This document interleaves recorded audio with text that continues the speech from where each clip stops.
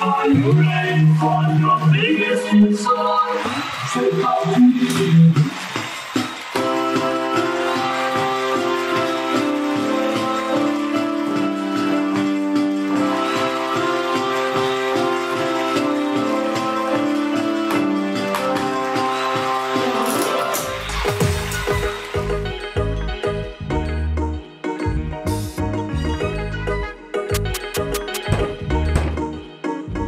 Oui, on dirait une répétition pour l'Eurovision, mais en fait c'est juste une version légèrement remaniée de l'hymne européen. Vous connaissez plutôt cette version-là.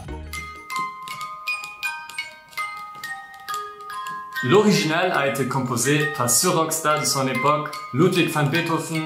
On m'a déjà dit qu'il y a une certaine ressemblance, je ne sais pas trop comment le prendre. En français, on l'appelle aussi l'Ode à la joie, car Beethoven a mis en musique un poème de même nom de Friedrich von Schiller, un autre rockstar de son époque et un autre Allemand avec des cheveux longs. Tout ça était au XVIIIe et XIXe siècle, donc loin avant l'Union européenne. La question se pose alors, pourquoi avoir choisi cette mélodie-là en tant que hymne européen? Tout d'abord, la mélodie a été adoptée par le Conseil de l'Europe dans les années 70, car elle représente un idéal de fraternité que Schiller avait pour l'humanité.